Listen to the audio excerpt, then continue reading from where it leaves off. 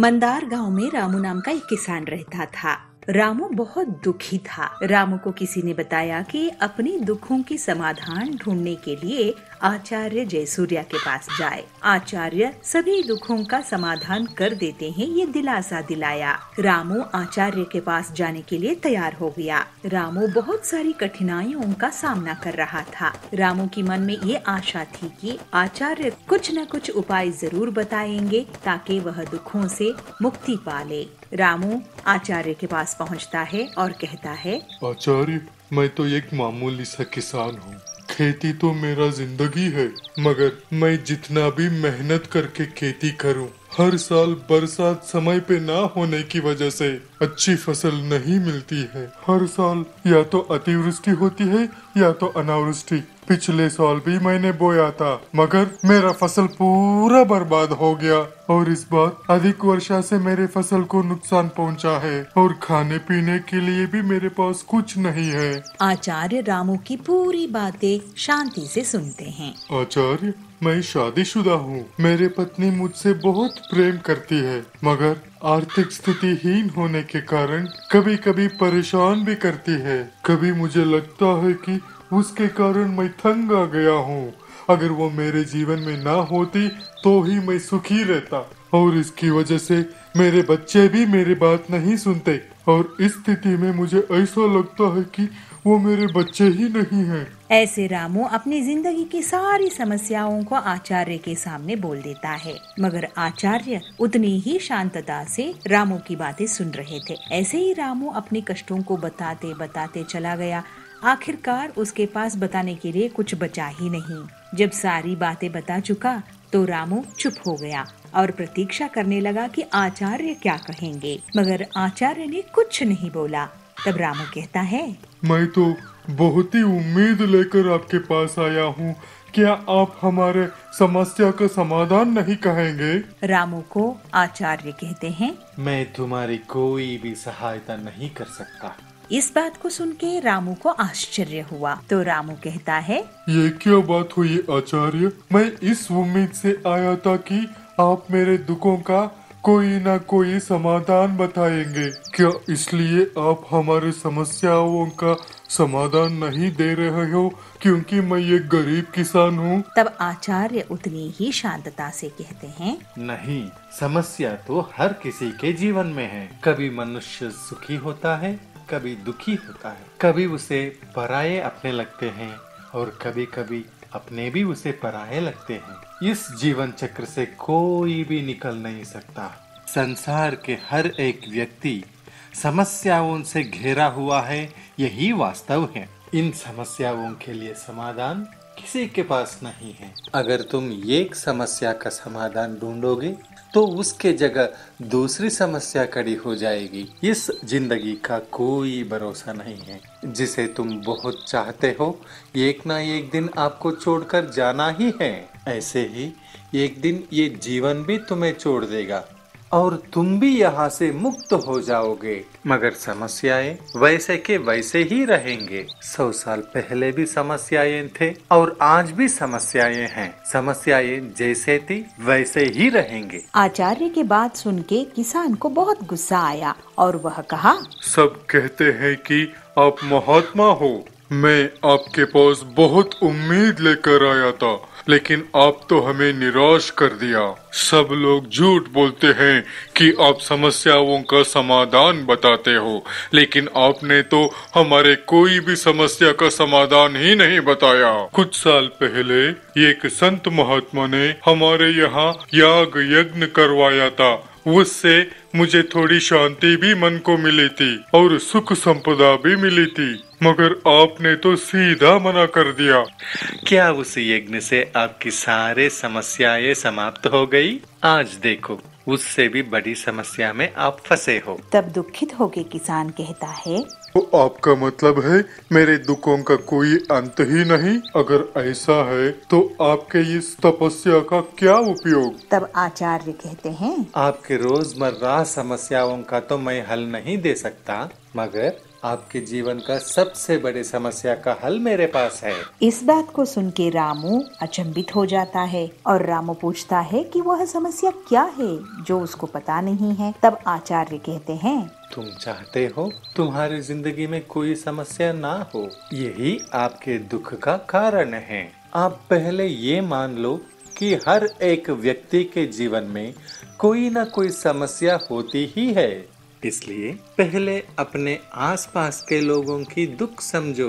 दूसरों के दुख और समस्या को देखोगे तब आपको पता चलेगा कि आपका दुख कितना कम है।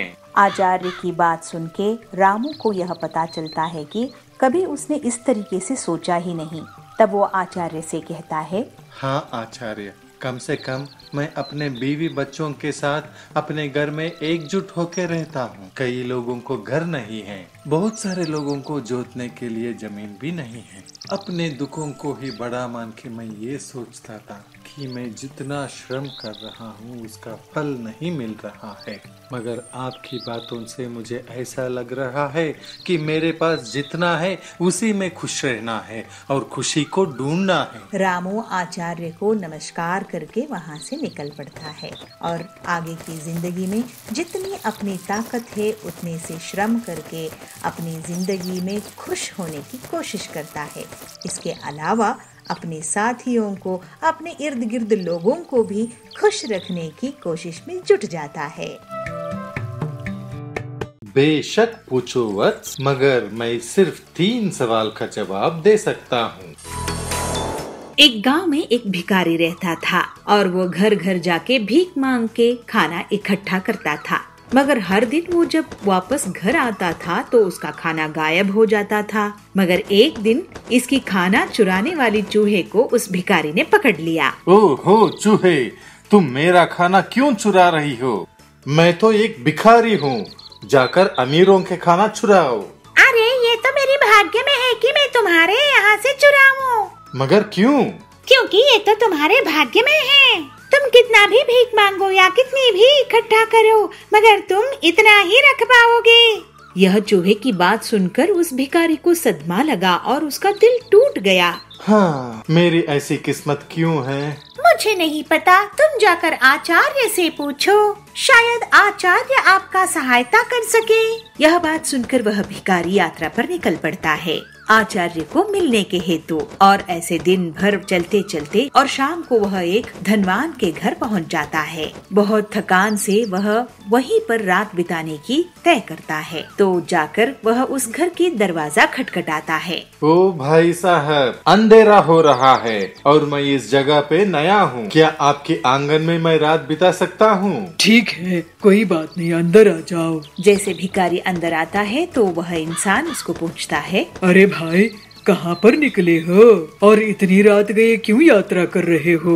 ओह, मैं आचार्य जयसूर्या से मिलने चला हूँ, मुझे उनसे एक सवाल पूछना है। भिखारी की बात सुनते हुए वहाँ पे आई हुई उस धनवान की पत्नी पूछती है, क्या हम आचार्य से पूछने के लिए एक सवाल तुम्हें दे सकते हैं? ओह, क्यों नहीं, बताइए मेम साहब, आपकी तरफ से मैं यह प्रश्न भी पूछ लूँगा। हमारी एक बेटी है जो बोल नहीं सकती, हम ऐसा क्या करें कि वो बोल सके? अगले दिन उठकर वह भिखारी उन्हें धन्यवाद कहता है और यह कहता है कि आचार्य से उनकी सवाल का हल जरूर पूछेगा और अपनी यात्रा जारी रखता है। और उसको सामने पहाड़ नजर आते हैं और वह चिंता करते हुए यह कहता है, हे भगवान, मैं इन पहाड़ों को कैसे पार करूं? तभी उसके सामने एक जादूगर दिखता है। भाई साहब, क्या इस पहाड़ को पार करने में आप मेरी मदद कर सकते हैं? क्यों नहीं, मेरी छड़ी पर चढ़ जाओ। उसकी बात सुन के भिखारी उसकी छड़ी पर चढ़ जाता है और वह जादूगर अपनी छड़ी पे बिठाकर उस भिखारी को पूरी पहाड़ पार कराता है। उसके बाद उस जादूगर ने, अरे भाई, तुम कहाँ जा रहे हो? मैं आचार्य जयसूर्या से मिलके अपने भाग्य के बारे में पूछना चाहता हूँ। अच्छा, क्या मैं भी एक सवाल दे सकता हूँ आचार्य को पूछने के लिए? मैं कितने सालों से स्वर्ग जाने की कोशिश कर रहा हूँ और मेरी शिक्षा के अनुसार अब तक मुझे स्वर्ग पहुँच जाना चाहिए था। मुझे स्वर्ग जाने के लिए क्या करना होगा? क्या ये सवाल पूछ सकते हो? हाँ हाँ, मैं आपका भी सवाल उनसे पूछूंगा। जैसे ही वो आगे चला जाता है तो वो एक नदी पार करने की रुकावट उसे मिलती है। ओहो, अब इस नदी को मैं कैसे पार करूं? तभी उसे एक बड़ा कछुआ मिलता है और उसे अपनी पीठ पर बिठाकर नदी पार कराने की कोशिश करता है। जैसे नदी पार करते रहते हैं तो कछुआ पूछता है, तुम कहाँ जा रहे हो? मैं आचार्य जयसूर्य से मिलने जा रहा हूँ अपने भाग्य के बारे में पूछने के लिए। क्या मेरा भी एक सवाल पूछ सकते हो? क्यों नहीं, जरूर पूछूंगा। मेरा सवाल है, मैं 500 सालों से एक ड्रैगन बनने की कोशिश कर रहा हूँ और मेरे शिक्षा के अनुसार अब तक मुझे एक ड्रैगन बन जाना चाहिए था। धन्यवाद प्यारे कछुए, मुझे नदी पार कराने के लिए। भिखारी कछुए को धन्यवाद कहते हुए और आगे बढ़ता है। आखिरकार वह भिखारी आचार्य जयसूर्य के कुटीर पहुंच जाता है। हाँ, पहुंच गया मैं। अब तो मैं आचार्य जी से मिलकर ही रहूंगा। सबके सवालों को अपने जहन में सोचते हुए वह भिखारी अंदर पहुंचता है और आचार्य को सादर प्रणाम करता है। आचार्य, आप कृपया मेरा नमस्कार स्वीकार करें। मैं बहुत दूर से आया हूँ आपसे कई सवाल पूछने के लिए। क्या मैं पूछ सकता हूँ?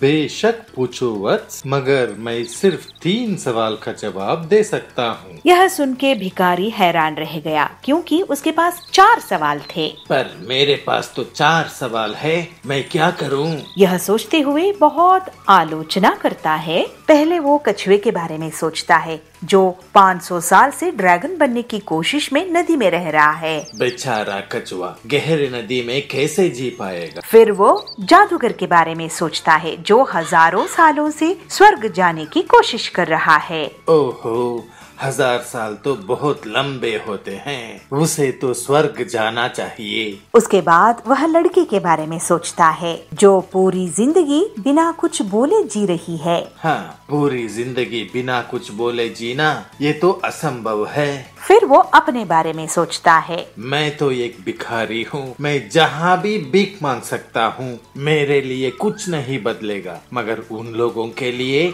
बहुत कुछ बदल सकता है। यह सोचते सोचते उसको अपनी समस्या दूसरों से छोटी लगने लगी और इसलिए उसने उन तीनों की सवाल पूछने की फैसला किया। कछुआ ड्रैगन बनने के लिए अपनी ढांचे से बाहर आना होगा। उसने मोह त्याग दिया तो वो जरूर ड्रैगन बनेगा। भिखारी की पहले प्रश्न को तो उत्तर मिल गया। दूसरी प्रश्न भिखारी पूछता है जादूगर के बारे में, तो आचार्य ऐसे उत्तर देते हैं, जादूगर को छड़ी की मोह छोड़ना पड़ेगा। छड़ी के ऊपर उसका मोह ही उसे स्वर्ग जाने से रोक रहा है। जादूगर का भी हल मिलने के बाद वह लड़की के बारे में प्रश्न पूछता है, तो बिना बोलने वाले लड़की का क्या? लड़की जरूर बोल पाएगी जब वो अपने हमसफर से मिलेगी। धन्यवाद आचार्य जी। आचार्य जयसूर्या उसको आशीर्वाद देते हैं और मुस्कुरा के उसे विदा कर देते हैं। वह भिखारी आचार्य को प्रणाम करके अपने घर के ओर निकल पड़ता है। नदी के पास वह कछुआ भिखारी को फिर से मिला। क्या तुमने मेरे सवाल का जवाब पूछा? हाँ हाँ, बस तुम अपने ढांचा निकाल दो और ड्रैगन बन जाओगे। कछुआ अपने ढांचा निकाल देता है। उस ढांचे के अंदर बहुत सारे कीमती मोतियां थी और ड्रैगन कहता है, इन्हें तुम रख लो, मेरी तरफ से तुम्हें धन्यवाद। भिखारी को सारी मोती देते हुए कछुआ ड्रैगन बन के उड़ जाता है। जैसे ही पहाड़ तक पहुंचता है भिखारी तो वो जादूगर फिर से उसे मिलता है। अरे जादूगर, आप अपने छड़ी नीचे रख दो, स्वर्ग के दरवाजे आपके लिए खुले हैं। सच में? ऐसे जादूगर छड़ी भिखारी को दे देता है और स्वर्ग की तरफ चल पड़ता है। अब भिखारी के पास कछुए के दिए हुए मोतियां हैं और जादूगर की छड़ी। वह भिखारी वापस उस परिवार के पास पहुंचता है जिसने रात को सहारा दिया था। वह परिवार भिखारी को देखकर खुश हुए और अपनी सवाल की जवाब सुनने के लिए कातुर थे। आचार्य जी ने कहा है कि जब आपकी बेटी अपने हमसफर से मिलेगी तब बोल पाएगी। तभी उस परिवार की बेटी नीचे नीचे आई और बोली, क्या ये वही आदमी है जो पिछले हफ्ते भी यहाँ आया था? उस लड़की की माता पिता हैरान हो गए और वो भिखारी की तरफ देखते हैं और तय करते हैं कि यही इस लड़की की हमसफर है। माता पिता ने इन दोनों की शादी तय कर दी और वो हमेशा खुश रहे।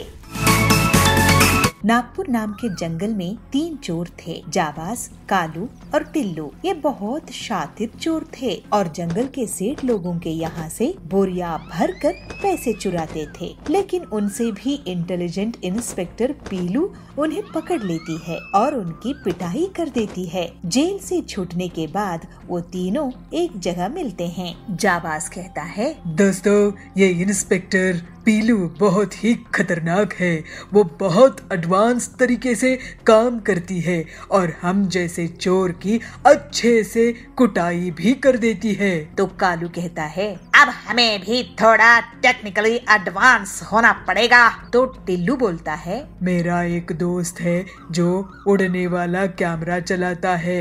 हम पीलू के सामने ही चोरी कर लेंगे और उसके हाथ भी नहीं लगेंगे। तो जाबाज कहता है, बहुत अच्छा टिल्लू, अपने दोस्त को बुलाओ। फिर टिल्लू का दोस्त आकर उन्हें उड़ने वाला कैमरा ऑपरेट करना सिखा देता है। फिर तीनों घर में डाका डालते हैं और ड्रोन में बांधकर उसे दूसरे तरफ भेज देते थे। पुलिस के सिर के ऊपर से ड्रोन से चोरी हो जाती थी और पुलिस कुछ नहीं कर पाती थी। ऐसा बहुत दिनों तक चलता रहा। पीलू सोच में पड़ जाती है कि वो तीनों चोरों को सड़क में ही देख रही है, लेकिन चोरियां लगातार हो रहे हैं। मुझे तो अभी अभी इन तीनों पर ही चोरी का शक है। जरूर ये चोरियां कर रहे हैं, लेकिन कैसे?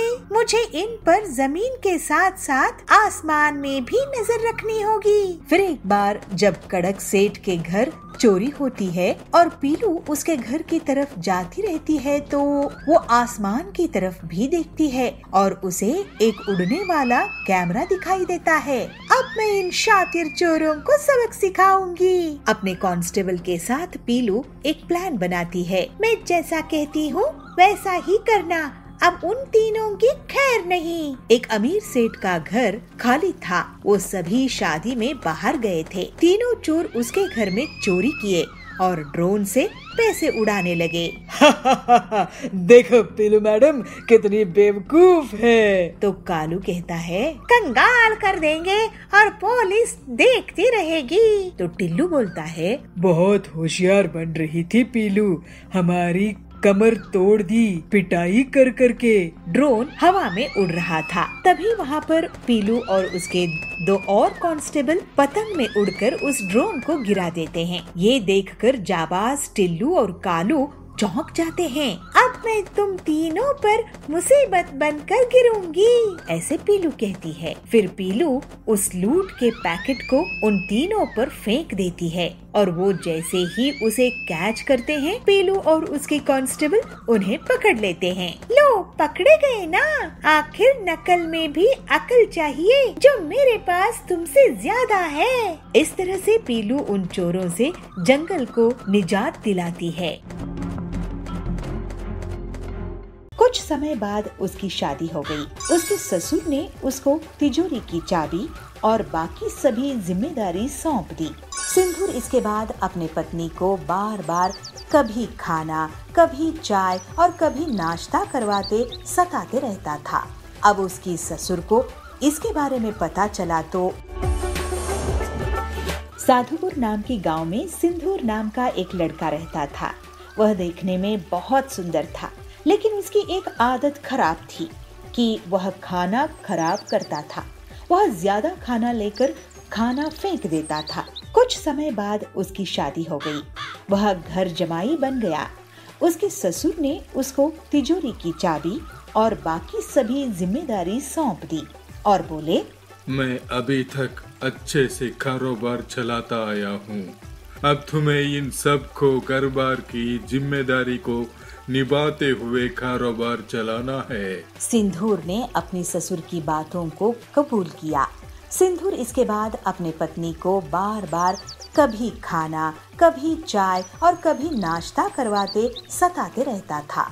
अब उसकी ससुर को इसके बारे में पता चला तो वह सिंदूर को बोले, तुम्हें दिन भर में जो चाहिए एक बार में क्यों नहीं बोल देते? तो सिंदूर उदासी से कहता है, मैं तो एक साथ बोलता हूँ, लेकिन वो कम पड़ जाता है। सिंदूर के ससुर ने इसके बाद पकाया हुआ खाना कहाँ जाता है इसकी पता लगाने के लिए रसोई में थोड़ी नजर रखनी शुरू कर दी। कुछ दिन रसोई में देखने पर उनको पता चला कि सिंदूर की मांग के अनुसार ज्यादा खाना बनता और वह पूरा न खाने की वजह से बहुत सारा खाना फ्रिज में पड़ा रहता था। इसको देख के चिंतित ससुर सिंदूर को खाने की अहमियत के बारे में सिखाने की ठान ली। एक दिन उन्होंने सिंदूर को बुलाकर कहा, हमारे पहले वाले नौकर के बच्चे की तबीयत ठीक नहीं है, मुझे वहाँ जाना है, क्या तुम भी चलोगे? सिंदूर भी अपने ससुर के साथ जाने के लिए तैयार हो गया। अपने नौकर की बस्ती में जाकर सिंदूर के ससुर ने कहा, मैं अभी रास्ता पूछ कर आता हूँ।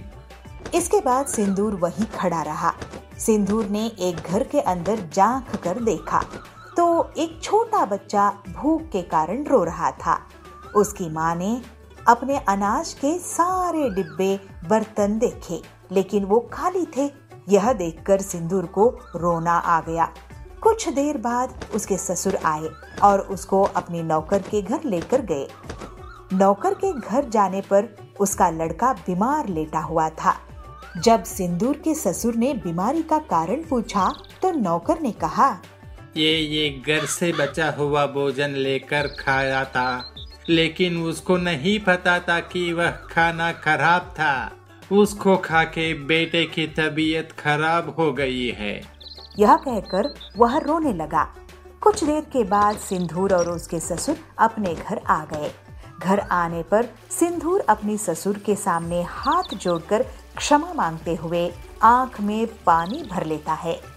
जब उसकी ससुर ने कारण पूछा तो सिंदूर कहता है, मैं खाने को कितना बर्बाद करता था और किसी को खाने के लिए 2 वक्त की रोटी भी नहीं है।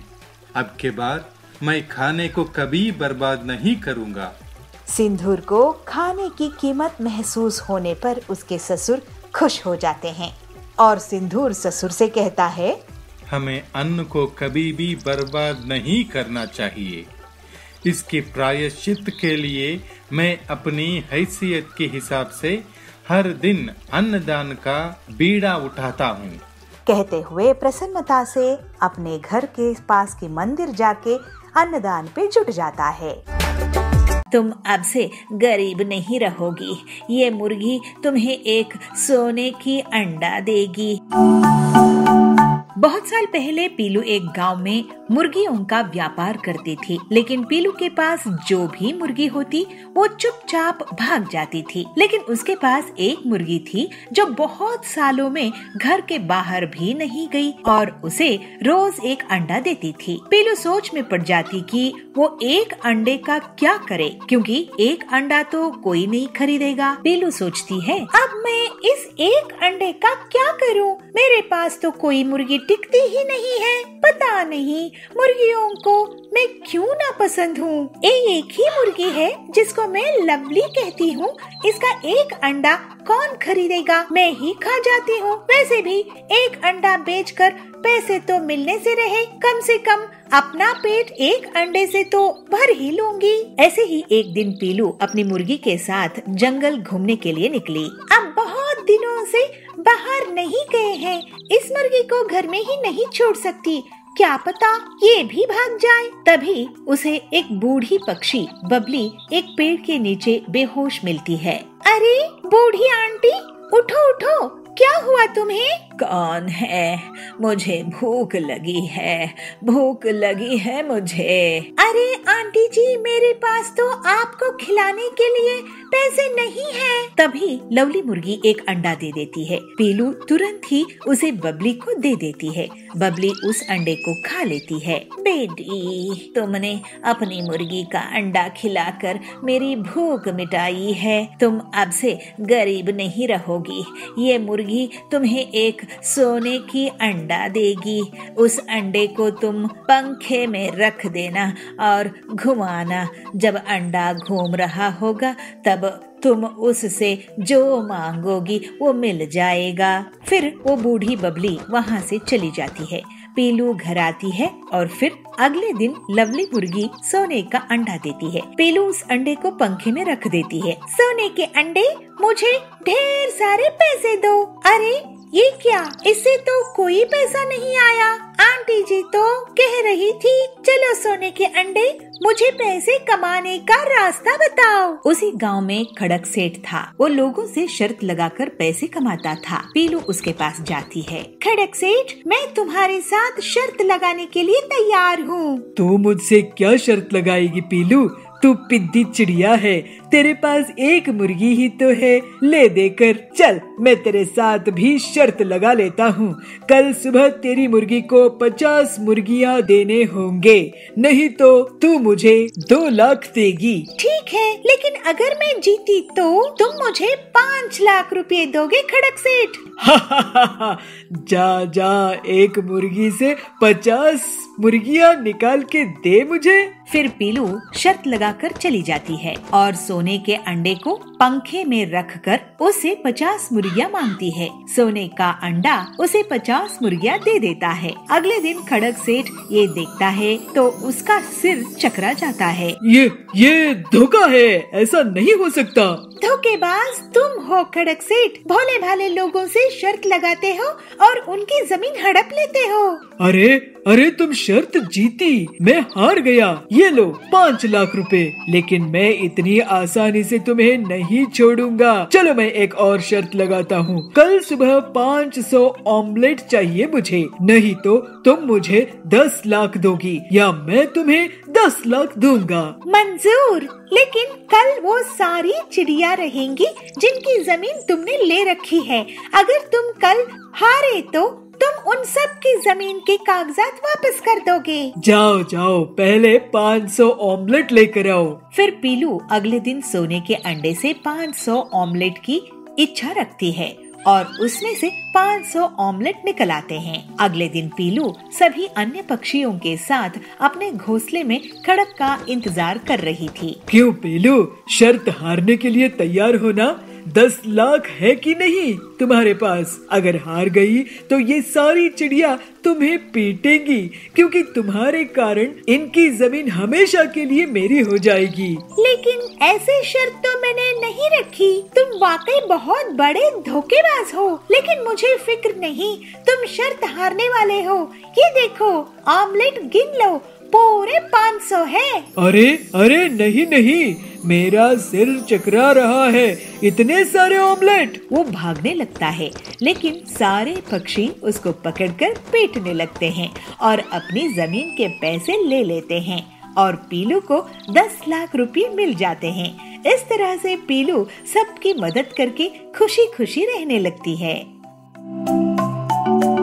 बांसपुर गांव में पीलू ऑटो रिक्शा चलाती थी। उसका एक बेटा था टिल्लू। टिल्लू स्कूल में पढ़ाई करता था। ऐसे ही एक दिन स्कूल की प्रिंसिपल कोयल मैडम पीलू को स्कूल में बुलाती है। पीलू जी, आप बहुत मेहनत करती है और टिल्लू को पढ़ा रही है, लेकिन आपकी मेहनत पानी में जा रही है। क्या बात है प्रिंसिपल मैडम, आप ऐसा क्यों बोल रही है? देखिए पीलू जी, क्रिसमस पास आ रहा है। सभी बच्चे क्रिसमस की एग्जाम में पास होने के लिए मेहनत कर रहे हैं, मगर आपका बेटा स्कूल में टाइम पास करता है। वो लकड़ी के टुकड़ों से कुछ न कुछ बनाता रहता है। उसका पढ़ाई में मन नहीं लगता है, क्लास में ध्यान नहीं रहता है। ऐसे में वो एग्जाम कैसे पास करेगा? आप उसे कुछ काम में ही लगवा दो, यहाँ उसका कुछ नहीं होने वाला। आप ऐसा मत बोलिए मैडम, वो मेरे जैसा गरीब ना रहे इसलिए उसे यहाँ पढ़ा रही हूँ। मैं उसे समझाऊंगी। उसके बाद पीलू रात में अपने बेटे टिल्लू से बात करती है। टिल्लू, तुम्हारी स्कूल की प्रिंसिपल मुझे बुलाई थी। तुम स्कूल में पढ़ाई नहीं करते हो और बेकार में लकड़ी के सामान बनाते हो। मैं पढ़ाई ध्यान भी देता हूँ और साथ में लकड़ी के खिलौने भी बनाता हूँ। मैं दोनों काम एक साथ कर सकता हूँ माँ। लेकिन तू लकड़ी के खिलौनों को क्यों बना रहा है? एक काम में ही ध्यान क्यों नहीं देता? पढ़ाई में ही ध्यान रख, बाद में खिलौने बनाना। माँ, क्रिसमस पास में है, बच्चे लकड़ी के खिलौने खरीदते हैं। मैं सोच रहा था क्यों ना मैं खिलौना बनाऊं। नहीं बेटा, मैं ऑटो चला रही हूँ ना, तो फिक्र मत कर और स्कूल में अच्छे से पढ़ाई कर। टिल्लू अपनी माँ का कहना मान लेता है, लेकिन उसी रात कालू कौवा पीलू के घर में उसके ऑटो के पास आता है। कालू भी ऑटो चलाता था और पीलू से जलता था। वो एक औरत होकर ऑटो क्यों चलाती है, ये उसका ख्याल था। कालू अपने मन में कहता है, पीलू पिद्दी चिड़िया, तू मुझसे ज्यादा कमाती है, मैं तेरे ऑटो को जलाकर राख कर दूंगा। ऐसा सोचकर कालू ऑटो को नकली चाबी से खोल देता है और उसका इंजन और पहिए चुरा कर भाग जाता है। अगली सुबह पीलू अपने बेटे के साथ घर के बाहर आती है तो अपने ऑटो की ऐसी हालत देखकर रोने लगती है। हे भगवान, ये गरीबी में तू कैसी परीक्षा ले रहा है? मेरी ऑटो का तो इंश्योरेंस भी नहीं है। अब मैं अपनी बेटी को कैसे पढ़ाऊंगी? ऑटो के लिए बैंक से जो कर्ज लिया था उसे भी चुकाना है। सोची थी इस बार क्रिसमस में लोग घूमने फिरने के लिए ज्यादा बाहर निकलेंगे तो मेरी ऑटो से कमाई हो जाएगी। सब बर्बाद हो गया। पीलू अब मजदूरी का काम करने लगी और घर के लिए पैसे कमाने लगी। कालू ये देखकर बहुत खुश हो रहा था। पीलू से पैसा मांगने के लिए मकान मालिक आता था, बैंक वाले आते थे। पीलू बहुत उदास होने लगी थी और उसकी तबीयत भी खराब होने लगी थी। ये देखकर एक दिन टिल्लू स्कूल खत्म होने के बाद जंगल जाकर लकड़ियाँ काट कर लाता है और उन लकड़ियों को तराशने लगा। छन्नी और हथौड़े की मदद से वो एक सुंदर लकड़ी का ऑटो रिक्शा बना लेता है। फिर टिल्लू उस ऑटो ले जाकर अपनी माँ को दिखाता है। माँ देखो, तुम्हारे लिए क्रिसमस गिफ्ट। अरे बेटा, ये क्या है? ये लकड़ी का इतना बड़ा ऑटो तू कहाँ से लाया है? माँ, ये ऑटो मैंने तुम्हारे लिए बनाया है, 1 रुपया भी इसमें खर्च नहीं आया। अब तुम क्रिसमस में इसको लेकर चलाओ। और हाँ, वो पुराना हिस्सा ऑटो का है ना, उसको मैं इस ऑटो के ऊपर फिट कर देता हूँ। ये डबल डेकर ऑटो बन जाएगा। मैं इस पे वाटरप्रूफ पेंट कर दूंगा। वाओ मेरे टिल्लू, मुझे तुझ पर गर्व है। फिर पीलू उस ऑटो को ले जाकर जंगल में घूमने लगी। ये देखकर कालू का सिर चकरा गया और वो बेहोश हो गया। पीलू के डबल डेकर ऑटो में बहुत से सवारी बैठ जाते थे। हे भगवान, इस ऑटो को अगर मैं तोड़ दूंगा तो ये ट्रिपल डेकर ऑटो ले आएगी, फिर बस ही बना देगी। मैं तो जंगल छोड़कर जा रहा हूँ। और फिर इस तरह से पीलू अपनी मेहनत से ज्यादा पैसे कमाने लगती है। उसके घर की गरीबी हमेशा के लिए दूर हो जाती है और टिल्लू भी बहुत मन लगाकर पढ़ाई करता है। वो स्कूल में फर्स्ट आता है। कोयल प्रिंसिपल उसकी बहुत तारीफ करती है। इस तरह से सब खुशी खुशी रहने लगते हैं।